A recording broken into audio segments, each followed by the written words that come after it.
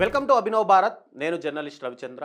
ఎవరైనా సరే వాళ్ళ తల్లిదండ్రులను గనక జాగ్రత్తగా చూసుకోకపోతే వాళ్ళ జీతంలోంచి 10 నుంచి 15% కోత వేసి ఆ డబ్బుల్ని వాళ్ళ తల్లిదండ్రుల ఖాతాలో వేస్తామని చెప్పి ఇటీవల ముఖ్యమంత్రి రేవంత్ రెడ్డి ప్రకటించారు. తప్పకుండా చూస్తా. ఎవరన్నా తల్లిదండ్రులను చూసుకోకపోతే మీ జీతంలో 10-15% కోత చేసి మీ తల్లిదండ్రుల ఖాతాలు వేస్తా. చట్టమే తెస్తున్నా, ఆ చట్టాన్ని మీతోనే రాపిస్తా. తల్లిదండ్రులను చూసుకోని వాళ్ళ జీతాల నుంచి 10 నుంచి 15% జీతంలో కోత విధించి మొదటి నాడు మీ అకౌంట్లో ఎట్లయితే జీతం పడుతుందో మీ జీతంలో నుంచి ఆడబిడ్డ అయినా మగబిడ్డ అయినా ఆ జీతం తల్లిదండ్రుల ఖాతాలకు పోయేటట్టు ఖాతా తెరిచి మీ జీతాలు మాత్రం అక్కడికి బదిలీ చేస్తా. సీఎం చెప్పినట్టుగా ఉద్యోగుల జీతాల్లో కోత పెట్టేందుకు వీలవుతుందా? ఇది ఎంతవరకు సాధ్యమవుతుంది? అసలు నిజంగా చట్టాలు ఏం చెబుతున్నాయి అనే దాని గురించి మనం ఒక్కసారి విశ్లేషిస్తే, ప్రస్తుతానికి ఉద్యోగుల జీతం నుంచి రేవంత్ రెడ్డి చెప్పినట్టుగా కోత విధించి ఇతరుల తల్లిదండ్రులకు ఇచ్చేందుకైతే ఇక్కడ వీల్లేదు. కానీ దీనికోసం అని చెప్పి ఒక ప్రత్యేక చట్టం తీసుకొస్తామని చెప్పి రేవంత్ రెడ్డి చెప్తున్నారు. ప్రత్యేకంగా ఒక కమిటీ వేయాలని చెప్పి ప్రభుత్వ ప్రధాన కార్యదర్శి రామకృష్ణారావుకు రేవంత్ రెడ్డి సూచించారు. అయితే ప్రత్యేక చట్టం తీసుకొచ్చి జీతం నుంచి కోత విధించాలి అనుకుంటే ఖచ్చితంగా విధించవచ్చు. అయితే కొత్త చట్టం తీసుకురావడానికి బదులు ఉన్న చట్టాలను కనుక అమలు చేయాల్సి ఉంటుంది. సాధారణంగా మనం ఎక్కడైనా సరే ఒక తల్లిదండ్రులు కానీ వృద్ధులు కానీ వాళ్ళ ఆస్తి ఎవరికి వెళ్తుంది? వాళ్ళ సంరక్షణ బాధ్యతలు చూసేవారికి కానీ లేదంటే వాళ్ళ సంతానానికి కానీ నార్మల్గా వెళ్తుంది.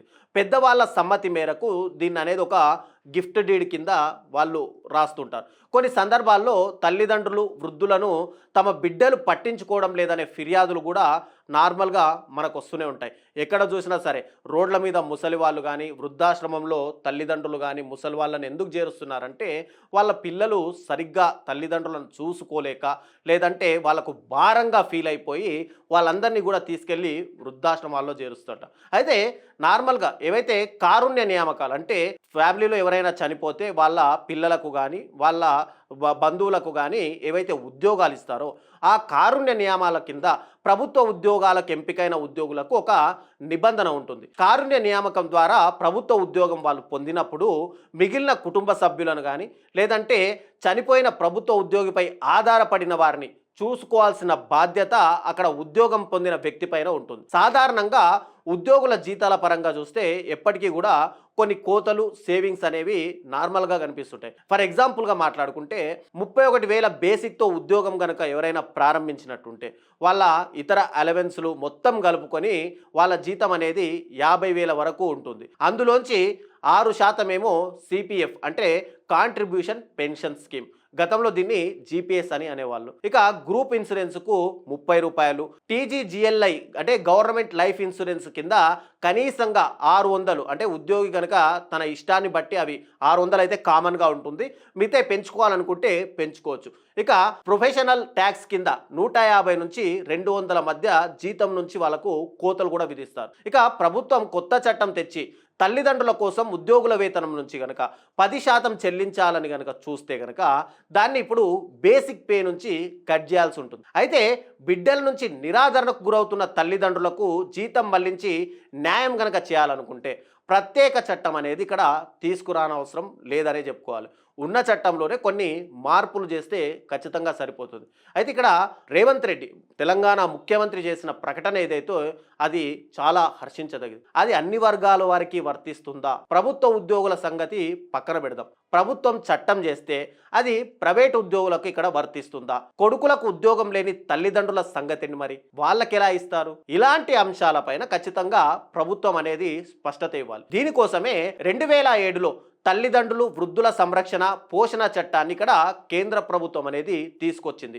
ఆస్తి పొందిన వారసులు లేదా వాళ్ళ సంతానం నుంచి నిరాదరణకు గురైన తల్లిదండ్రులు వృద్ధులకు రక్షణ కల్పించాలి అనేది ఈ చట్టం యొక్క ముఖ్య ఉద్దేశం.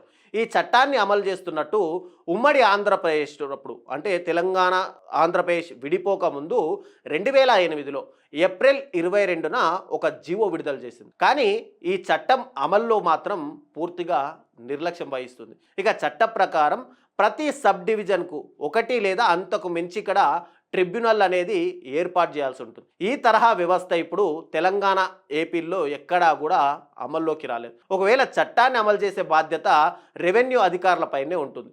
పక్కాగా గనక ఇది అమలు చేస్తే వృద్ధులు కానీ తల్లిదండ్రుల పరంగా సంతానం లేదా ఆస్తి పొందిన వారి వల్ల వచ్చే సమస్యలు ఏవైతే ఉంటాయో అవి చాలా వరకు తగ్గే వీలుంటుంది. అలాగే చట్టం ప్రకారం వృద్ధుల నుంచి గిఫ్ట్ లేదా అగ్రిమెంట్ ప్రకారం ఆస్తి పొందిన వ్యక్తులపై వారి సంరక్షణ బాధ్యత అనేది ఖచ్చితంగా ఉంటుంది.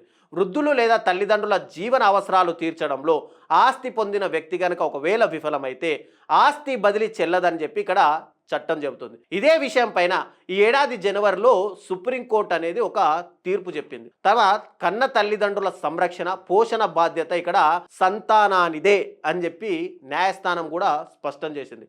వృద్ధాప్యంలో తల్లిదండ్రుల బాగోగులు చూసుకుంటానని హామీ ఇచ్చి ఆస్తి పొందిన తర్వాత తన కుమారుడు పట్టించుకోవడం లేదంటూ మధ్యప్రదేశ్లోని చిత్తార్పూర్కు చెందినటువంటి ఒక తల్లి సుప్రీంకోర్టుని ఆశ్రయిస్తే న్యాయస్థానము ఆమె బాగోగులు చూసుకోవాల్సిన బాధ్యత ఖచ్చితంగా కొడుకేదే అని చెప్పి ఒక తీర్పు చెప్పింది. కుమారుడు గిఫ్ట్ డీడ్గా పొందిన ఆస్తి ఏదైతే ఉందో దాన్ని బదలాయించడాన్ని కూడా కోర్టు రద్దు చేసింది. అంటే ఆమె ఇచ్చినటువంటి గిఫ్ట్ డీడ్ని రద్దు చేసి ఆ ఆస్తి మళ్ళీ తల్లికే చెందేలాగా కూడా తీర్పు ఇచ్చింది. అంటే కేంద్ర ప్రభుత్వం 2007లో తీసుకొచ్చిన చట్టాన్ని ఇక్కడ సుప్రీంకోర్టు ఈ కేసు తీర్పు టైంలో ప్రస్తావించింది. చాలా సందర్భాల్లో తల్లిదండ్రులు ఫిర్యాదు చేసేందుకు మెయిన్గా ముందుకు రావడం. ఎందుకంటే తమ పిల్లలకు సమాజంలో ఒక గౌరవ మర్యాదలు పోతాయి. ప్రతి తల్లిదండ్రులు ఆలోచించేది అదే. తమని రోడ్డు మీద పడేశారంటే తమ మర్యాద పోయినా పర్వాలేదు, తన కొడుకు మర్యాదలు, తన కొడుకు జీవితాలు అంటే సమాజంలో తన పేరు ప్రతిష్టలు చెడగొట్టకూడదు అనే ఉద్దేశంతో ఏ తల్లిదండ్రులు కూడా ముందుకు రావడం. అందుకు సమాజంలో చాలా కారణాలు వాళ్ళకు ఉండొచ్చు. కానీ ఎక్కువగా ఏంటంటే ఇక్కడ శిక్షలు వేసుకుంటూ వెళ్తున్నారు కాబట్టి అవి ఇంకా కొత్త సమస్యలు పుట్టుకొస్తాయేమో అని చెప్పి తల్లిదండ్రులు ముందుకు రావట్లేదు. 2007లో తెచ్చిన చట్టం ప్రకారం ఆస్తి పొందిన వారు తమ తల్లిదండ్రులు లేదా వృద్ధులను చూడకుండా నిర్లక్ష్యం చేస్తే ఇక్కడ 3 నెలల వరకు జైలు శిక్ష లేదంటే 5,000 రూపాయల జరిమానా, 2 శిక్షలు కలిపి విధించే అవకాశం ఉంది. కాబట్టి ఉద్యోగుల జీతం నుంచి కోత విధించి తల్లిదండ్రులకు గనక అందించాలనుకుంటే ఇప్పుడున్న చట్టంలో మార్పులు ఖచ్చితంగా తీసుకురావాలి. దీనిపైన ఖచ్చితంగా రాష్ట్ర ప్రభుత్వాలు అసెంబ్లీలో చర్చించాలి.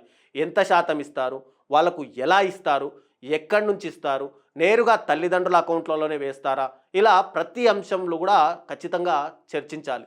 2007లో తీసుకొచ్చిన చట్టం కనుక పూర్తి స్థాయిలో అమలు చేయకుండా కొత్త చట్టాలు తీసుకొస్తాము అంటే మాత్రం ఎక్కడా కూడా ప్రయోజనం ఉండదు. గత చట్టంలో ఉన్న గిఫ్ట్ డీడ్ని రద్దు చేసే అవకాశం 2007 చట్టంతోనూ సాధ్యమవుతుంది. ప్రభుత్వం కనుక తలుచుకుంటే, నిజంగానే చొరవ తీసుకుంటే ఆర్డీఓ స్థాయిలో ట్రిబ్యునర్ల ద్వారా కూడా వీటన్నింటినీ ఇప్పించవచ్చు. కాబట్టి నిజంగానే రేవంత్ రెడ్డి చెప్పినట్టుగా ఏదైతే కొత్త చట్టం తీసుకొచ్చినా తీసుకురాకపోయినా తల్లిదండ్రులను చూసే బాధ్యత ఖచ్చితంగా తమ పిల్లలపైనే ఉంటుంది. వాళ్ళు తల్లిదండ్రులు కూడా ఈ 2007 చట్టాన్ని దృష్టిలో పెట్టుకొని మిమ్మల్ని గనక ఎవరైనా చూసుకోకపోతే పరువు ప్రతిష్టల గురించి ఆలోచించే మీరు రోడ్డు మీద పడ్డారనే విషయాన్ని ఆలోచించుకొని మీ పిల్లల నుంచి సంరక్షణ కావాలి అని చెప్పి ఈ చట్టాన్ని బేస్ చేసుకొని మీరు సంబంధిత కోర్టులలో గనక కేసులు ఫైల్ చేస్తే గనక మీ ఆస్తులు ఏదైతే తల్లిదండ్రుల నుంచి పిల్లలకు వారసత్వంగా వెళ్ళిన ఆస్తులు తిరిగి మీరే పొందొచ్చు.